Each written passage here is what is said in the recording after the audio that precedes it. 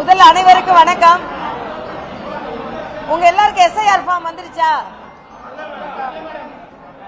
கேட்கலையா? நீங்க இணையதளத்தில் பதிவு பண்ணலாம்ல.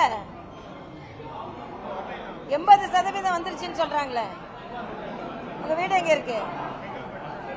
செங்கல்பட்டா? உங்களுக்கு வரலையா? நீங்க அப்ப கேட்டீங்களா? சரி. ஏன் இதை கேட்கிறேன்னா, இந்த விழிப்புணர்வு இருக்கணும். வந்தவங்க எல்லாரும் பதிவு பண்ணி அனுப்பணும். வரலன்னா கேட்கணும். அப்படி இல்லைன்னா இணையதளத்தில் பதிவு பண்ணலாம். நம்மள மாதிரி படிச்சவங்க எல்லாம் இணையதளத்தில் பதிவு பண்ணலாம். ஆக நம்ம ஓட்டு இருக்கணும், நம்ம ஓட்டு இருக்க வேண்டும் என்ற பதிவு செய்கின்ற கடமை நமக்கு இருக்கிறது. நாம மற்றவங்களுக்கு வழிகாட்டணும். ஏன்னா நாம இத பத்தி ஒரு தவறான தகவல் சொல்லி ஏதோ எஸ்ஐஆர்னா ஒரு பயமுறுத்தி பூதம் மாதிரி, இது ஒரு ஜனநாயக நடவடிக்கை. இந்த எஸ்ஐஆர்னால தான் பீகார்ல 69% வாக்குகள் பதிவாகி இருக்குது. 54வது ஆண்டுல இருந்து நான் கேட்கிறேன், ஓட்டு திருடப்பட்டது என்றால் குறையுமா அதிகமாகுமா வாக்குப்பதிவு? 64 லட்சம் ஓட்டுகள் திருடப்பட்டது என்றால் வாக்கு சதவீதம் குறையுமா அதிகமாகுமா? பெண்கள் 10% வந்து வாக்களிப்பாங்களா இல்லையா?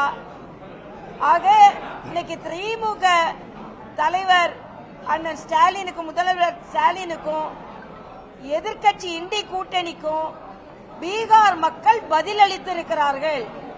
அதிகமாக வாக்குச்சாவடிக்கு பதிலளித்திருக்கிறார்கள்.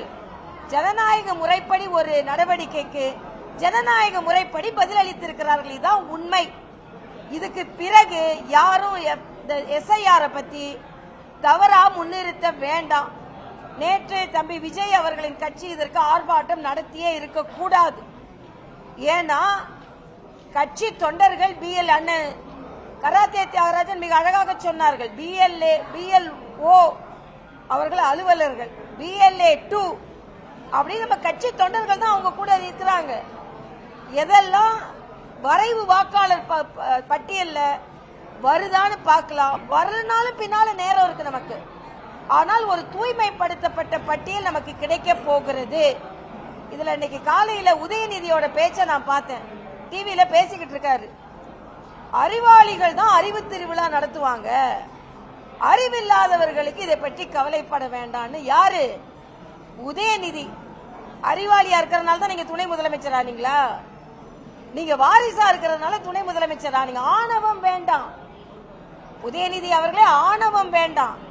நீங்க அறிவு திருவிழா நடத்திட்டு பேரை வச்சுக்கிட்டா உங்கெல்லாம் அறிவாளிங்க மாதிரியும் மற்றவங்க எல்லாம் அறிவிலிங்க மாதிரியும் பேசுறீங்க. ஆணவம் வேண்டாம்.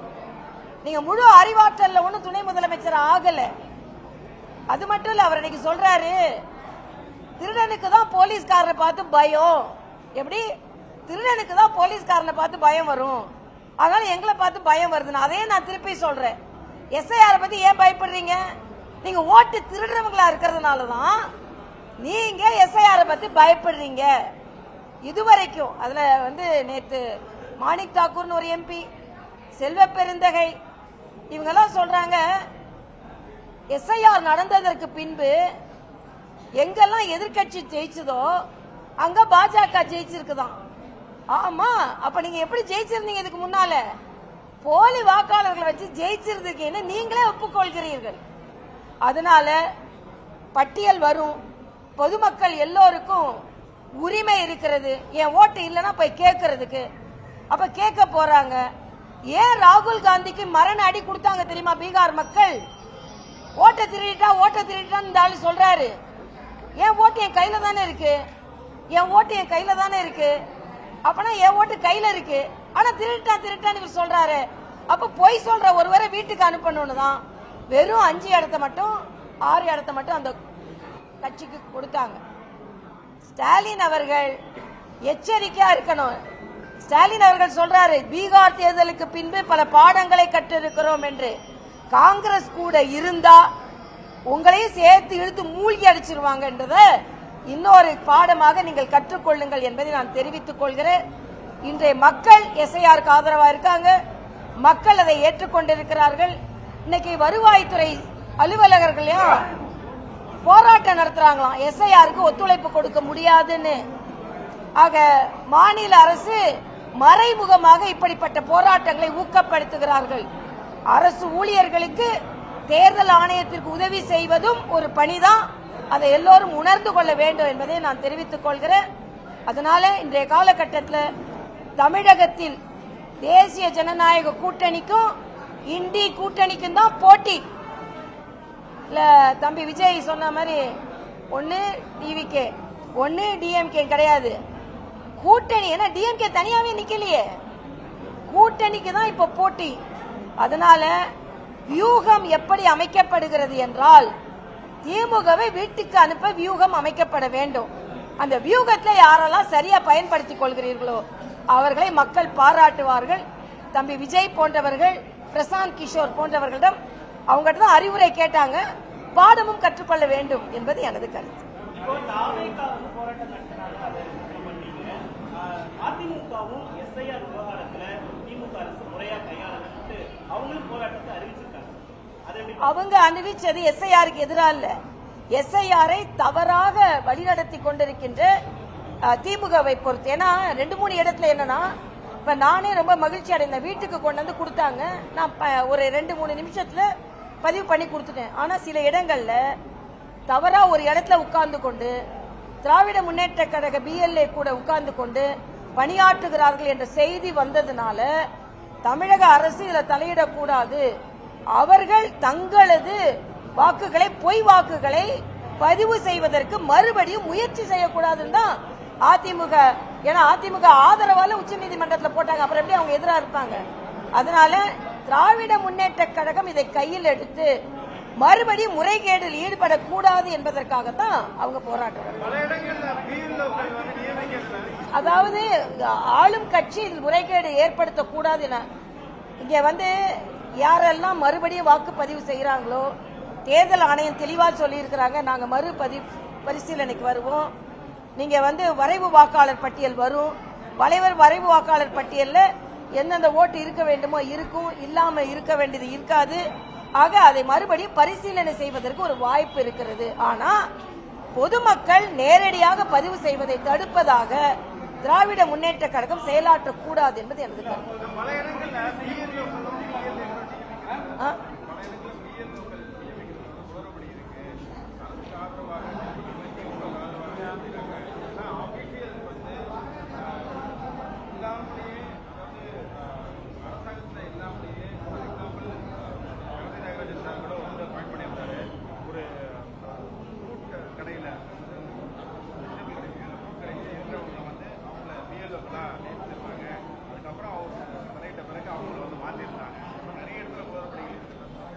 இல்ல, நானே கேள்விப்பட்டேன். அதாவது அதற்கு தகுதி வாய்ந்த அரசு அலுவலர்கள் இல்லாமல் அந்த தகுதியை கையாளுகின்ற பயிற்சி இல்லாதவர்கள். ஏன்னா அரசு அலுவலர்களே 2-3 வகை இருக்குது. இது அதற்கு அந்த எஸ்ஐஆர் என்பதை கையாளுகின்ற திறமையான அரசு அலுவலர்கள் நியமிக்கப்பட வேண்டும். அதுக்கு அந்த திறமையாளர்கள் இல்லாத வேறு வேலைகளில், அதை நான் இன்னும் தவறா சொல்ல விரும்பல, வேறு வேலைகளில் ஈடுபட்டிருப்பவர்கள், இதை போல அலுவலக வேலைகளில் அனுபவம் இல்லாதவர்களிடமும் கூட இது கொடுக்கப்பட்டிருக்கிறது என்ற தகவல் வருகிறது. அதனால்தான் பிஎல்ஏ 2க்கள் அண்ணன் தியாகராஜன் அவர்கள் சரியாக எதிர்த்து சொல்லி இருக்கிறார்கள். அதைத்தான் நான் சொல்றேன். பிஎல்ஏ 2க்கோட வேலையே எங்கெங்கெல்லாம் தவறு நடக்கிறதோ அதை நீங்கள் முறையிடலாம். பிஎல்ஓ மட்டும்தான் இந்த வேலையில் ஈடுபடல. பிஎல்ஏ 2 என்று கட்சிகள் நியமித்தவர்களும் அதில் பணியாற்றி கொண்டிருக்கிறார்கள். அவங்க வேலை முறைகேடு நடக்காமல் பார்க்க வேண்டும் என்பது.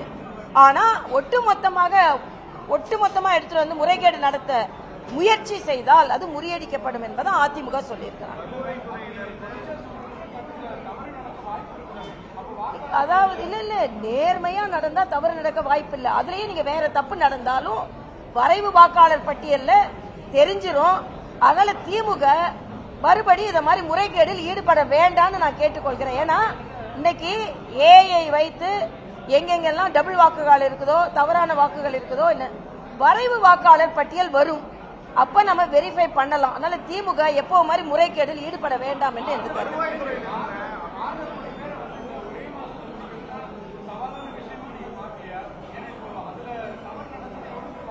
நீங்க என் புத்தகத்தை படிச்சிருந்தா தெரியும், ஒரே மாதத்துல நடக்கிறது சவாலை பார்க்கல.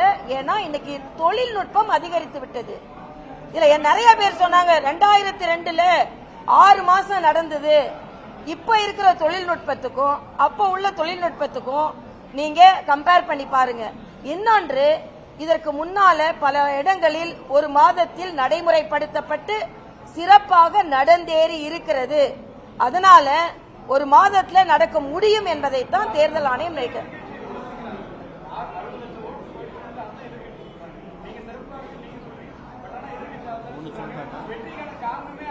ஒரு நிமிஷம். அப்ப 60 லட்சத்துல ஒருத்தர் கூட போட்டி போடலையா, வந்து போராடலையா கேக்குறேன். இல்ல யாருமே ஒருத்தர் கூட அவங்க குடும்பத்துல வந்து எங்க ஓட்டை திருடிட்டாங்கன்னு சொல்லல. இன்னொன்னு, அங்க போட்டி போட்ட காங்கிரஸை சார்ந்தவர்கள் கூட ஓட்டு திருட்டு நடந்திருக்கிறது, அதனால் மறு வாக்குப்பதிவு கேளுங்கள் யாரும் கேட்கல. அப்போ இவ்வளவு பெரிய தேர்தல் சிறப்பாக நடந்து முடிந்து ஆதாரபூர்வமாக நிரூபிக்கப்பட்ட பின்பும் இன்னைக்கு இப்படி நீங்க பேசாதீங்க என்பதை மக்கள் உணர்த்தி கொண்டிருக்கிறார்கள் என்பதுதான். இப்ப 5 ஏறக்குறைய 6 கோடி ஃபார்ம் விநியோகிக்கப்பட்டு விட்டதா இல்லையா? மறுபடியும் அதை கலெக்ட் பண்ணுவாங்க, அவ்வளவுதான். இதுல என்ன கஷ்டம்னு. ஆக இன்னைக்கு தொழில்நுட்பம் இன்னொன்னு, 1000 வாக்காளருக்கு தான் ஒரு BLO. ஆக பிரித்து விடப்பட்டிருக்கிறது. 6 கோடி வாக்காளர்களுக்கு சில BLOக்கள் கிடையாது. 1000 வாக்காளருக்கு ஒரு BLO. 1000 வாக்காளர்னா மிஞ்சி போனா ஒரு வீட்டுல 4 வீடுனா 25 வீடு, 250 வீடு தான் இருக்கும். அந்த 250 வீட காலையில ஒரு 5 வீடு, சாயந்தரம் ஒரு 5 வீடுன்னு பார்த்தாலே ஒரு வாரத்துல முடிச்சிடலாம். ஆக பிரிச்சு அதுல BLA2ன்னு எங்க கட்சி தொண்டர்கள் இருக்காங்க. தமிழ்நாட்டில் தான் அதிக BLA2க்கள் இருக்கிறாங்க. ஆக அப்படி இருக்கும் பொழுது ஒரு 1000 வாக்காளர்களை பிரிச்சு பார்க்க முடியாதான்னு தான் நம்ம கேட்கிறோம். அதனாலதான் அதிமுக என்ன சொல்றாங்க, 1000 வாக்காளர்கள் தானே, வீட்டுக்கு வீடு போங்க. மிஞ்சி போனா 250 வீடு தான் இருக்கும். 10 தெரு ஒரு வீடா 25 தெரு தான் நாம போக வேண்டியது. ஆனா ஒரு இடத்துல உட்கார்ந்து செய்யாதுங்க அப்படின்னு சொல்றாங்க. அதனால நடந்து முடிந்து கொண்டிருக்கிறது. இதை பற்றி கவலைப்பட வேண்டாம்.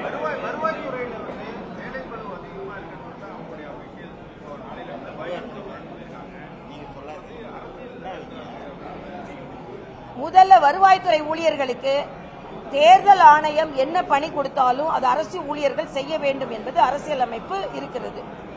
வருவாய்த்துறை ஊழியர்கள் 24 மணி நேரமும் சிறப்பா செயலாற்றி இதனாலதான் பிரச்சனை அப்படின்னு சொன்னாங்கன்னா அதை என்னால் ஒப்புக்கொள்ள முடியாது. இதில் அரசியல் இருக்கலாம், ஆளும் கட்சி அவங்களை தூண்டி விட்டுருக்கலாம் தமிழ்நாட்டில்.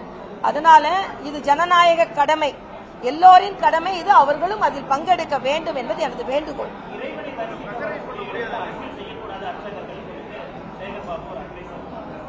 நான் சேகர் பாபுவை வன்மையாக கண்டிக்கிறேன். ஒரு அர்ச்சகர் அம்மா கையில தாமரை இருக்கு, அனைவர் உள்ளத்திலும் தாமரை மாதிரி மகிழ்ச்சியா இருக்கணும்னு சொன்னத நீங்க அரசியல் செய்ய வேண்டாம்னு சொன்னா, நீங்க ஆலயத்துக்குள்ள தாமரையே இருக்க கூடாதுன்னா லட்சுமி தாமரை மேல தான் உட்கார்ந்துருக்காங்க, சரஸ்வதி தாமரை மேல தான் உட்கார்ந்துருக்காங்க. ஆக தாமரையை பற்றி பேசுபவர்கள் ஆலயை விட்டு வெளியேறுங்கள்னு சொன்னா முதல்ல அறநிலையத்துறையை விட்டு சேகர் பாபு வெளியேறட்டும் நான் சொல்றேன். என்ன பேச்சு? ஒரு குளத்துல தாமரை பண்ண அரண்டுறாங்க. அங்க ஒரு பார்க்க சரி செய்தாங்க, அதுல தெரியாம ஒரு அதிகாரி தாமரை போட்டாரு. குளத்துல தாமரை போட்டோன்னு இவருக்கு நடுநடுங்க வந்துருச்சு. அதே மாதிரி கோயில்ல தாமரை போட்டோன்னு அதுக்கு அரண்டு போறாரு. ஆக தாமரையை பார்த்து அரசியல்ல மட்டும் இல்ல ஆன்மீகத்திலே அரண்டு போறாங்கன்னா, நீங்க தாமரை தவிர்த்து ஆன்மீகம் கிடையாது, தாமரையை தவிர்த்து அரசியலும் கிடையாது. தாமரையை பார்த்து அரண்டு போகிறீர்கள் என்றால் நீங்கள் தான் மிரண்டு போவீர்கள். நீங்கள் தான் அறநிலையத்துறையை விட்டு வெளியேற வேண்டும். அந்த அர்ச்சகர் மீது நீங்கள் நடவடிக்கை எடுத்தீர்கள் என்றால் நிச்சயமாக பாரதிய ஜனதா கட்சி எதிர்க்கும். ஏனென்றால் அவர் ஒன்னும் தப்பா சொல்லலையே, சின்னத்துல போடுன்னு சொன்ன. நான் கேட்கிறேன், பல சிறுபான்மை வழிபாட்டு மன்றங்களில் வழிபாட்டு இடங்களில் தேர்தலுக்கு முன்னால இவங்களுக்கு தான் ஓட்டு போடணும்னு தீர்மானமா சொல்றாங்களா? அதை என்னைக்கான எதிர்த்தீங்களா? பெருமையா வர சொல்றாங்க. அவங்க எல்லாம் சேர்ந்து ஒட்டு மொத்தமா முடிவு பண்ணி எங்களுக்கு தான் ஓட்டு போடுவாங்கன்னு. அதனால ஆன்மீகத்தில் அரசியலை சேகர் பாபு தான் கலக்கிறார். கடுமையான எச்சரிக்கையை நான் விடுக்கிறேன். தாமரையை விடுத்து ஆன்மீகம் கிடையாது. சூரிய சுப்ரபாதம் ஒண்ணு இருக்கு, ஒண்ணு அங்க எதிர்த்தமா? சூரியனுக்கு சுப்ரபாதம் சில கோயில்கள்ல பாடுறாங்க, எதிர்த்தமா? குறுகிய மனப்பான்மையை அறநிலையத்துறையில் காண்பிக்க வேண்டாம் என்று சேகர் பாபுக்கு நான் எச்சரிக்கை விடுக்கிறேன். நான் சொல்றேன்,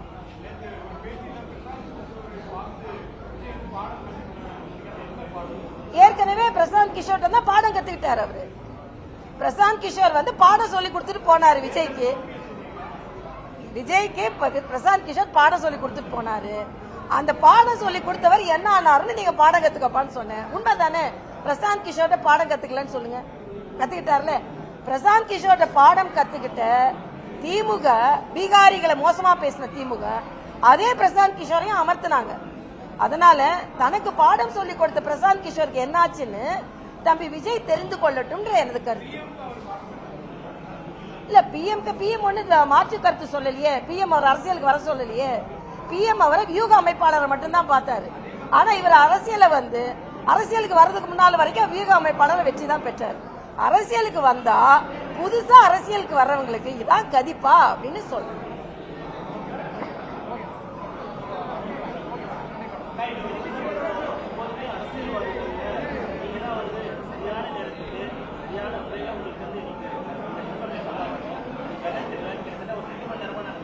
அப்படியாப்பா?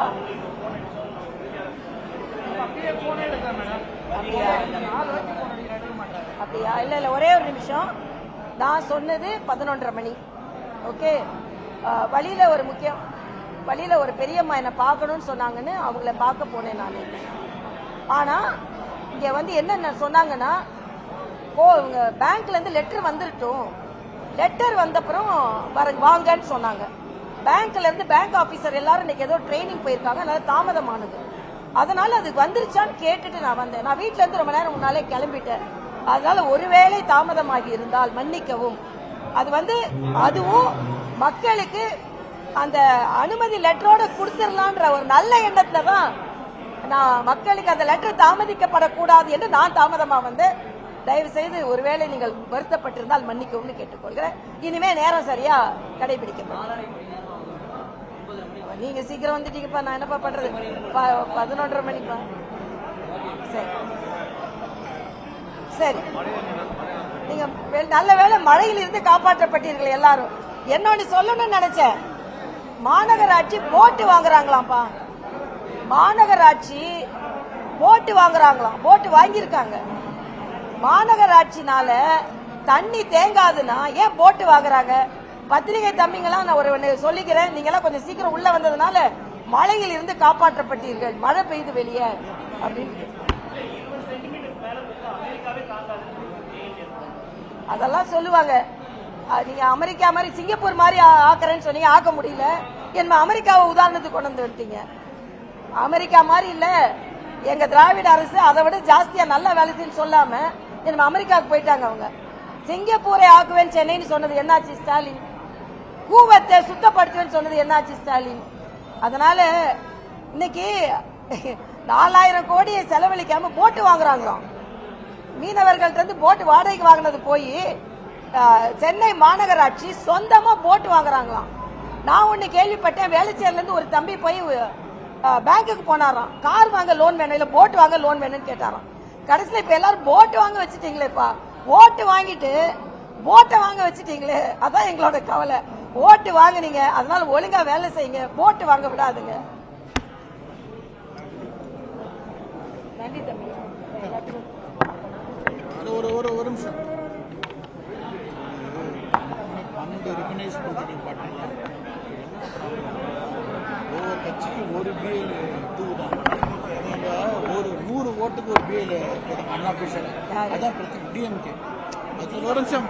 12 ரிகனைஸ் பார்ட்டி பொலிட்டிக்கல் பார்ட்டி இப்போ நம்ம ஒரு கட்சிக்கு ஒன்று தானே ஏஜென்ட் போகிறோம். என்ன பண்ணாங்க 1500 ஓட்டுக்கு நம்ம வந்து ஒரு இல்ல அதிகம் இல்ல 100 ஓட்டுக்கு ஒரு அதிகாரப்பூர்வமா போட்டிருக்காங்களா அப்படின்னு அன்அபிஷியலா போடுறது தான் பிரச்சனை. அதான் டிஎம்கே ஏடிஎம்கே பிரச்சனை. அன்அபிஷியலா 100 ஓட்டுக்கு ஒரு ஆள் இல்ல இல்ல தேர்தல் பிஎல்ஏ ஒன்று தான் போடணும். அபிஷியலா ஒரு கட்சிக்கு ஒன்று தான் அலவுடு. நம்ம சட்டப்படி நடக்கிறோம். நம்ம எல்லா கட்சியும் இல்ல இல்ல இன்னொன்னு அங்கீகரிக்கப்பட்ட கட்சிகளுக்கு ஒரு BLA 2 தான். 12 அங்கீகரிக்கப்பட்ட கட்சிகளுக்கு BLA 2 1 தான். ஆனா திமுக அதிகமாக BLA 2 போட்டுட்டு குழப்பம் ஏற்படுத்துகிறார்கள். தேர்தல் ஆணையம் எந்த அங்கீகரிக்கப்பட்ட கட்சியோட எந்த அங்கீகரிக்கப்பட்ட BLA 2 அவரை மட்டும்தான் பணிக்கும் பயிற்சிக்கும் கூப்பிடணும், அவரை மட்டும்தான் பணியாற்ற செய்யணும்னு நாங்க கண்டிப்புடன் கேட்டுக்கொள்கிறோம். எல்லாரும் BLA 2 DMK உள்ள வரதை நாங்கள் தவிர்க்க வேண்டும் என்று கேட்டுக்கொள்கிறோம்.